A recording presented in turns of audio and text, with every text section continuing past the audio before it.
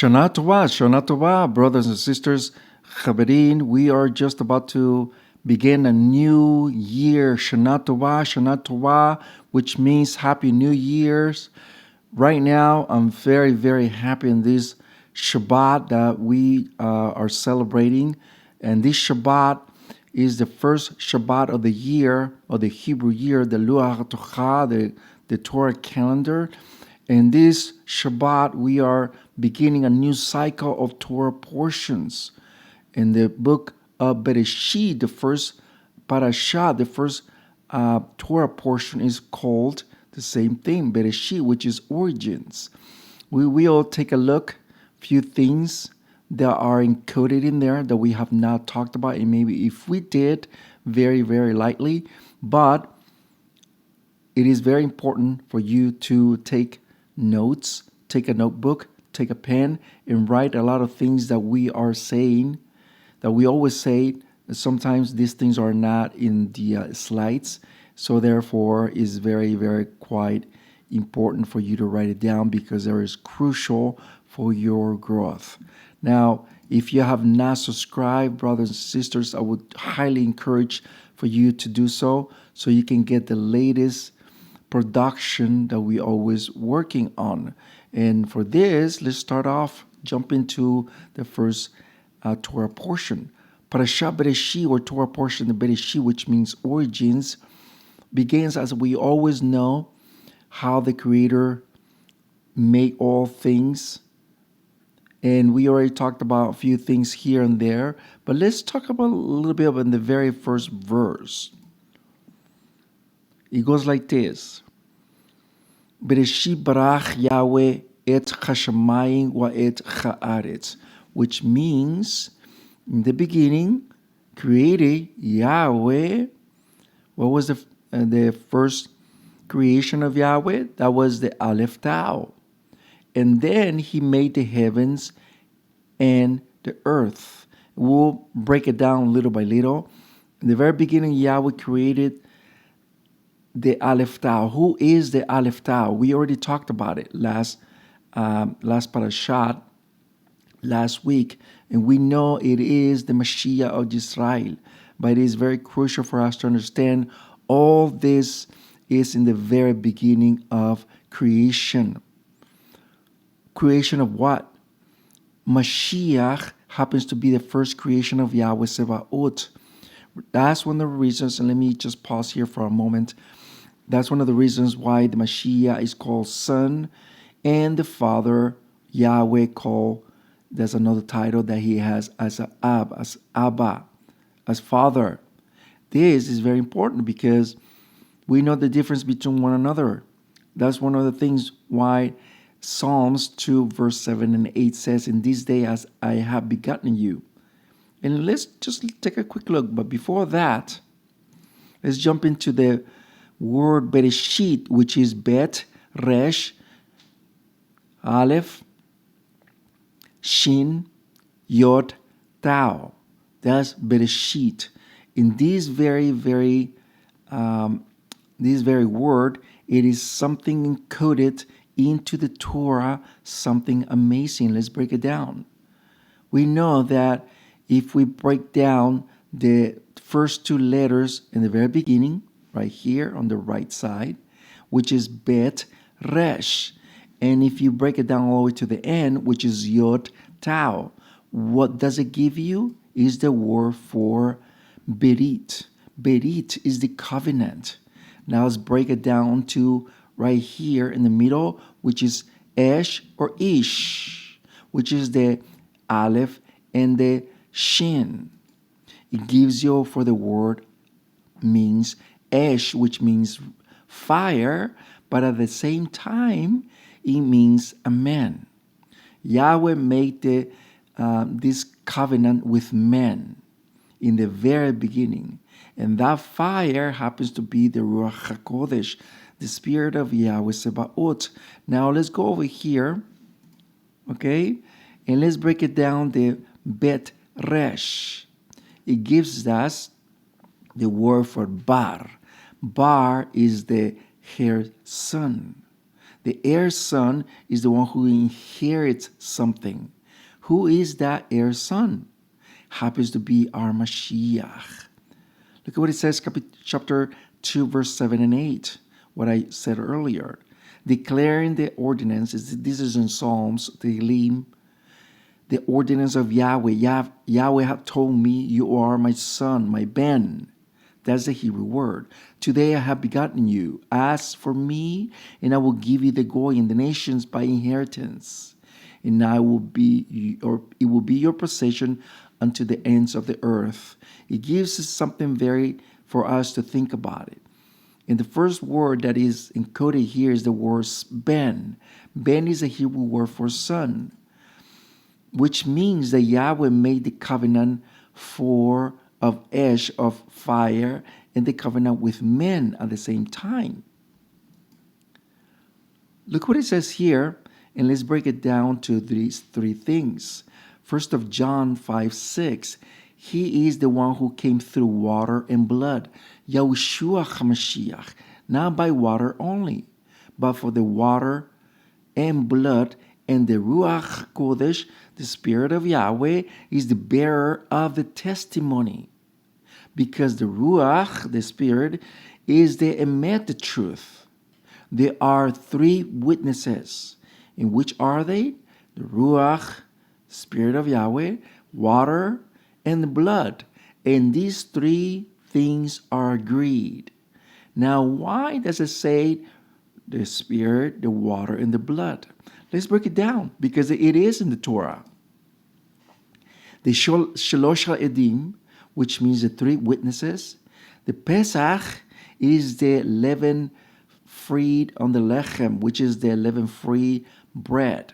Is the witness of the blood, because the lamb was immolated, which means the Mashiach. Shabuot is the Feast of Weeks, what they call it today, Pentecost.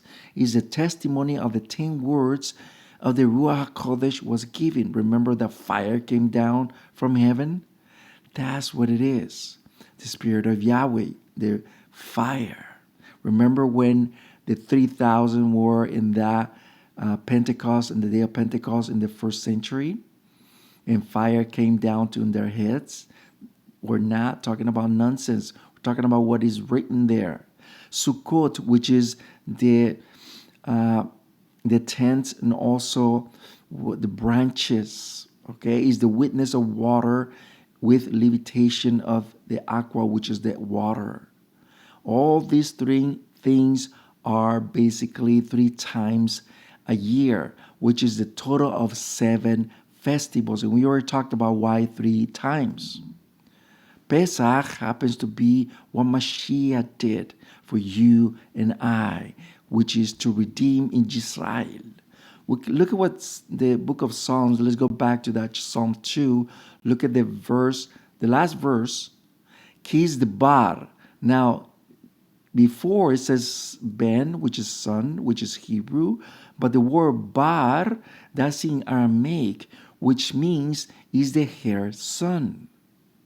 So that in no time does Yahweh get angry and perish from the path of justice, when suddenly his anger burns. Blessed are those who in him they trust. And we are, because we trust what Mashiach did for all of us. We trust the Mashiach did in the post when he gave his life for all of us, for Israel. It is crucial for us to accept his blood, to not to deny what he did for us. Very, very crucial. Let's continue. Let's go back over here and let's look at the 5 words in the Torah in the very beginning. In the beginning, Yahweh created the Shemayim, which is Bereshyt barach Yahweh et Hashemayim. In the very beginning, Yahweh created the Shemayim, the heavens, and it just happened that this gematry is 5 words, gives us the gematry. Put all these 5 words into the numeric value, gives us 1098 or 1998. It's funny because here has a lot to do with prophecy, and that prophecy has a lot to do with us, you and I. The house of Israel, the northern kingdom, was in exile for 390 years. Those 390 years, Yahweh gave this judgment to our forefathers in the northern kingdom. They did not want it to come back and be redeemed by Yahweh. Thus, Yahweh sent some prophets and they still did not want to come back. Yahweh says in the same book of the Torah where he says very clear, if you do not come back, if you do not repent or do shubah or repentance, then I will multiply your sins by 7 times 7. That gives us 390 years of the judgment on exile times 7 gives us 2,730 years of exile where the northern kingdom was lost into the nation, was cast, scattered among the nations. It just happened right here in the bottom that in 1998, this is not pure coincidence, brothers and sisters. This is all Torah. In 1998 was the fulfillment of the dry bones of Ezekiel. 1998 where the northern kingdom began to be resurrected, to be risen. And we are the witness of it. There is more house of Israel coming to be risen. The sins of Ephraim, the northern kingdom, was to reside the Melachim, the kings, or to reject, in other words. It was also idolatry and also to ignore the Torah. All these things is what the northern kingdom did. 26:42 of the book of Leviticus or Vayikra. Then I will remember my pact or my covenant with Yaakov, with Yitzhak, and who else? And Abraham. And I will remember the land. Do you see that? It's not just remembering Yahweh's forever covenant with our forefathers, but rather he also does remember the land.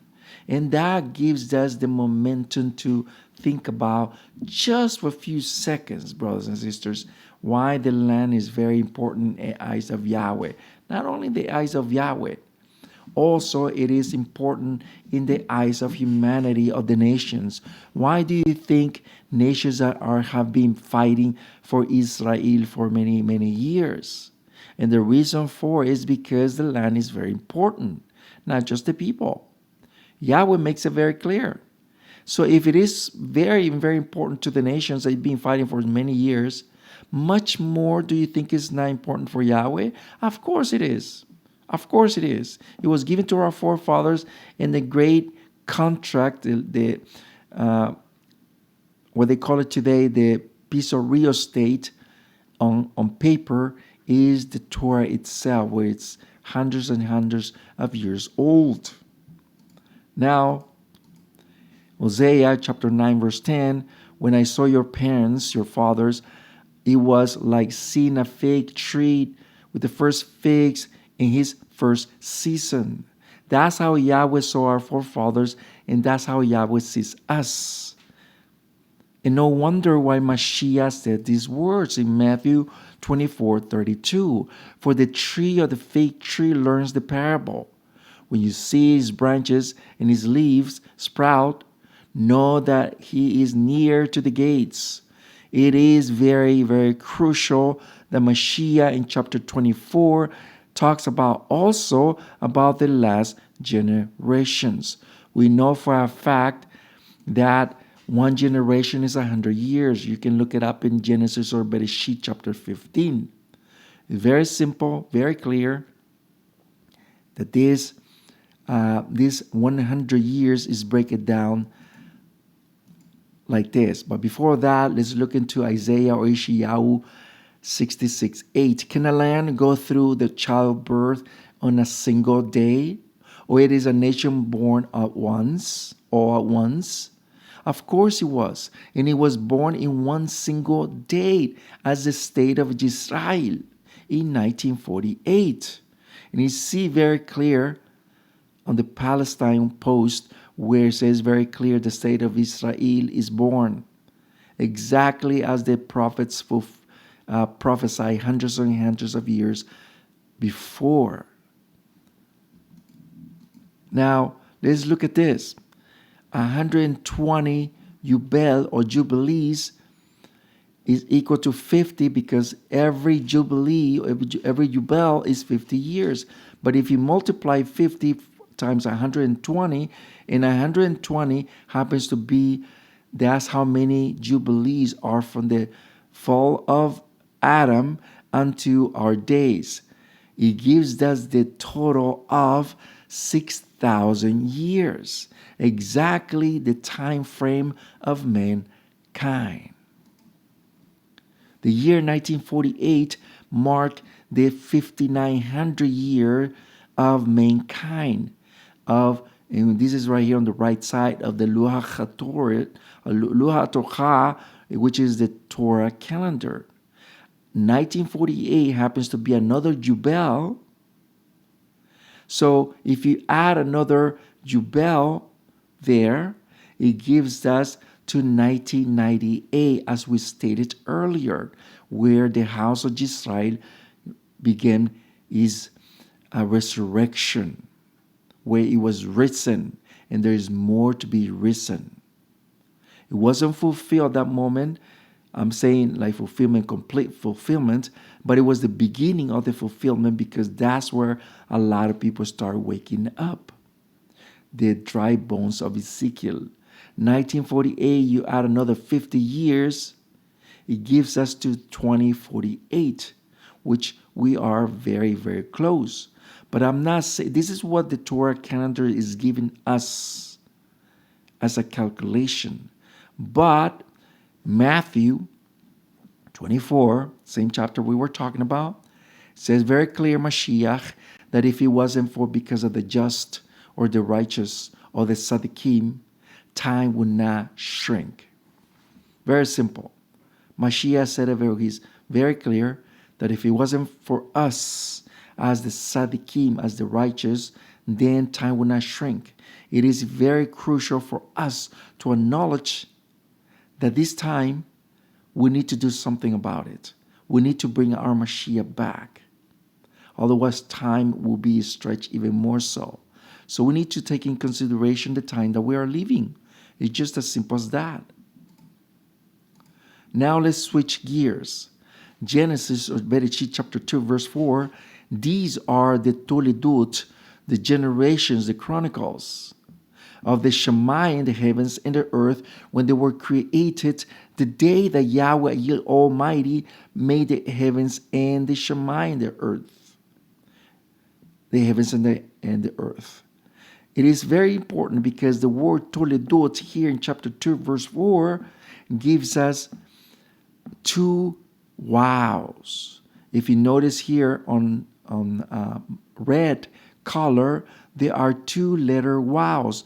The numeric value of these two wows are 6 each, which means that Yahweh made man perfect. He was whole. He was in his perfection. But something happened later when he's in the fall of man. Chapter 5, verse 1, look at what it says here. The same word, Toledot, this is the book of the Toledot, the generations of men. On the day that Yahweh made Adam, to the image of Ayil Almighty, he made them. You see that? So here, the word Toledot, do you notice that it's only one wow?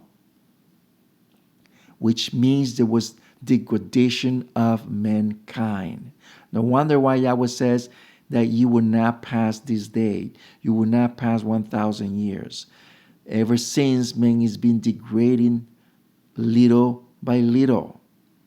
But it's very crucial that something else happened down the way. Look at what it says in Ruth chapter 4, verse 18. Here is the Toledot, The chronology of the genealogy from Peretz. Peretz was the father of Hezron. It is really crucial that that lineage happens to be the lineage of Mashiach. Remember that Ruth, from that genealogy came Ishai, which happens to be the father of David. We notice that here the two vows are recovered, are restored because of our Mashiach. And no wonder, and let me pause here for a moment, no wonder why Shaul, Paul, says very clear that Mashiach is being restoring the image that was once lost. No wonder why Yahweh says that he made man his own image and likeness. What he lost in the very beginning on the fall of Adam was his image. Now we are recovering that image because of our Mashiach. So it is very crucial to take this in consideration. Now, fasten your seatbelts real good, because we are about to switch gears. We are about to enter into something that I know you guys are very aware about, that is happening right now. The tree of knowledge of good and evil. This tree is what Yahweh was able to put in the Garden of Eden. But the question is why? Why did he need to put that there? Weren't they perfect? Was it a test? I truly believe that it was a test. Chapter 2, verse 9, from the earth, Yahweh Almighty caused every tree to grow beautiful, to look and good to eat, and the tree of life in the middle of the paradise. And he also made the tree of knowledge of the good and bad, or evil. So here we can pretty much put among many other trees the tree of life, but also was very nearby the tree of knowledge of good and evil. But the question once again is why? Why did he need to put it there? Why didn't he just leave the tree of life only?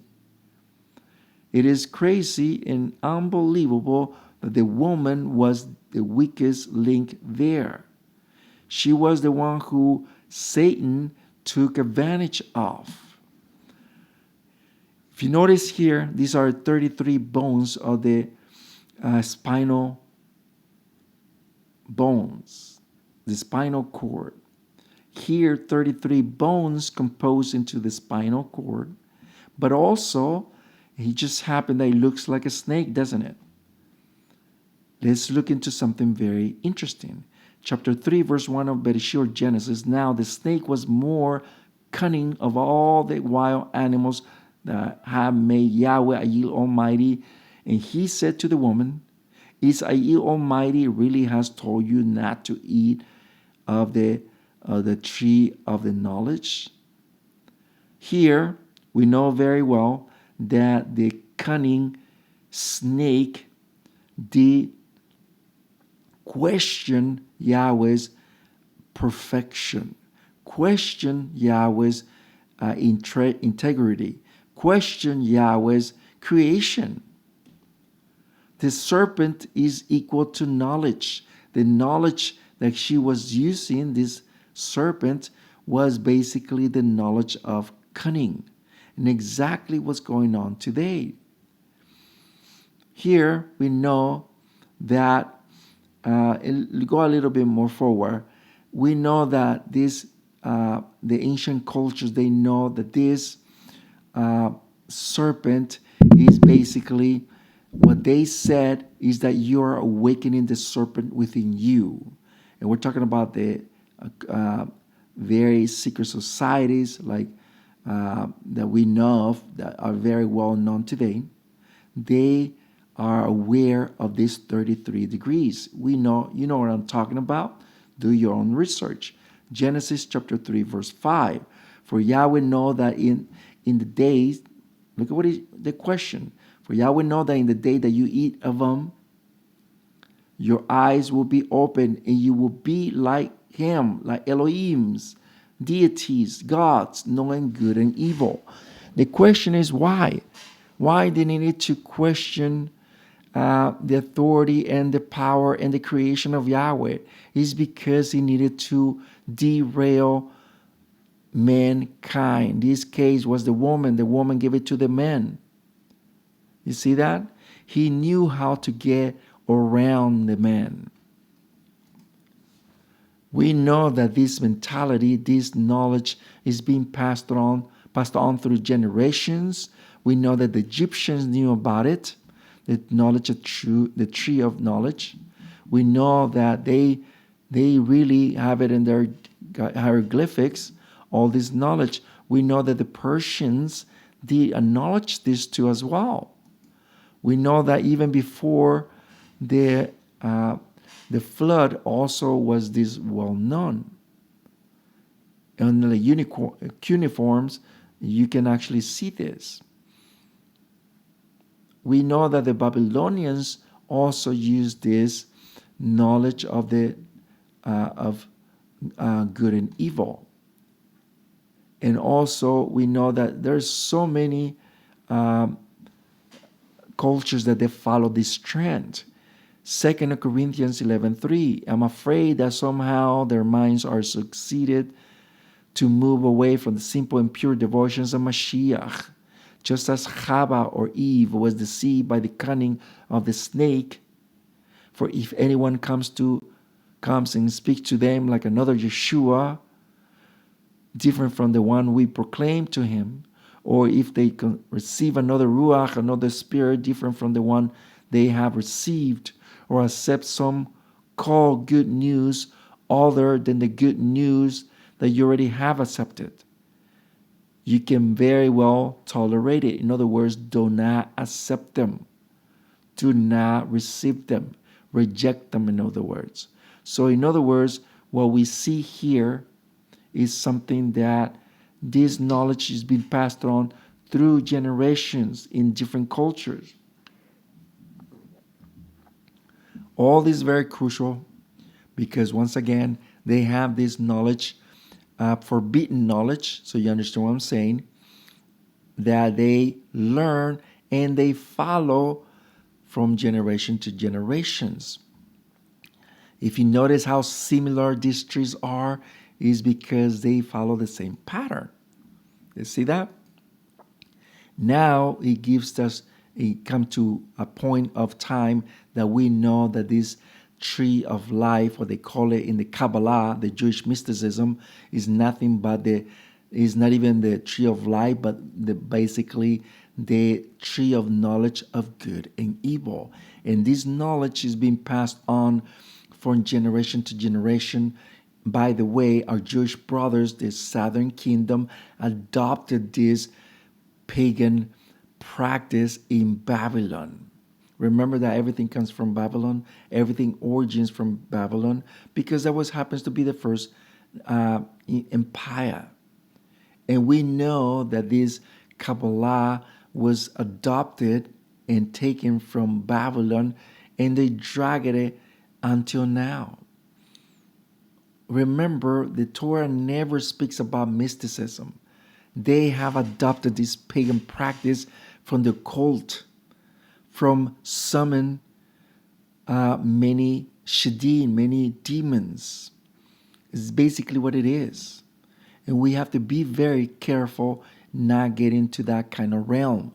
Because if you do so, you will open a door that you won't be able to close. It's just simple as that. So this Kabbalah, this tree of life, is nothing but pagan. Look at what it says here, Shalomo 11 verse 17 of Ecclesiastes. I devoted my mind to acquire wisdom and knowledge, madness and foolishness. Himself, which happens to be a very wise man, because Yahweh gave him that to acquire this knowledge. But I have understood that even this is a conflict of the spirit. Why? Because it don't mean anything at the end of the day. It really doesn't. It don't mean anything. What it means is just a pagan practice that won't take you anywhere. All what the Creator wants from all of us is Torah and Mitzvot, Torah and the commandments of Yahweh. If you notice here, and you put the graphic of the Kabbalah, is basically the same tree of knowledge of good and evil. Now it changes labels as we go along, and now look at what it says here. The left one is the Assyrian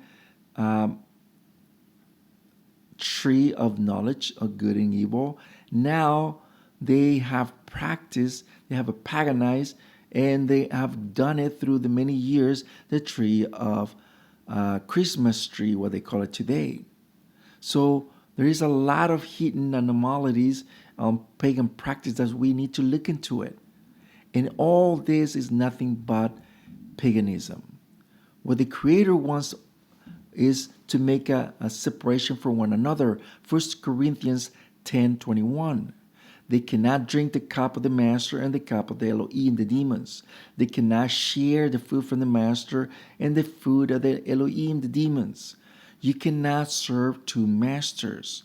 Simple as that, because either you reject one, hate one, or love the other. It's just one way or other. There is no middle ground. Look at what it says. We're ending here. We're closing. Proverbs 3 verse 18. She is the tree of knowledge. What is the tree of knowledge? What is the real tree of knowledge? It's the Torah. For those who says, anyone who holds on, she will be for sure help as in Yahweh. In other words, the real tree of knowledge happens to be the menorah. That's the tree of life. In this menorah is encoded the whole entire Torah, which another time we will talk about it. Closing, we need to be very careful on what we learn. Most of the stuff that you see on the internet, in this platform and in other platforms, are basically taken, we think is Torah, we think is Hebrew culture, but in reality those are pagan origins. And we need to be very, very careful. Just because our Jewish brothers do it doesn't mean that we ought to do it. Yahweh has called us for Kedushah. Kedushah means to be, to have a separation from evilness, and to be drawn near our Creator Yahweh through our Mashiach. We are closing here. Thank you very much. We'll see you next time. Shana Tova, Happy New Year, and let's continue learning more Torah as we go along. Want-Moreh Rapha'Yah. We'll see you next time. We'll begin.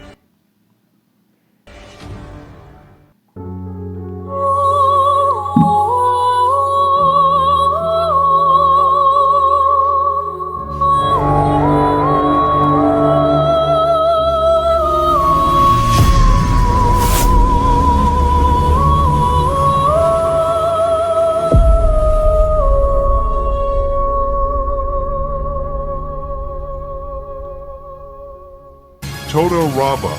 If you like this video, please give us a like and subscribe to our channel. There's more content in production. Thank you.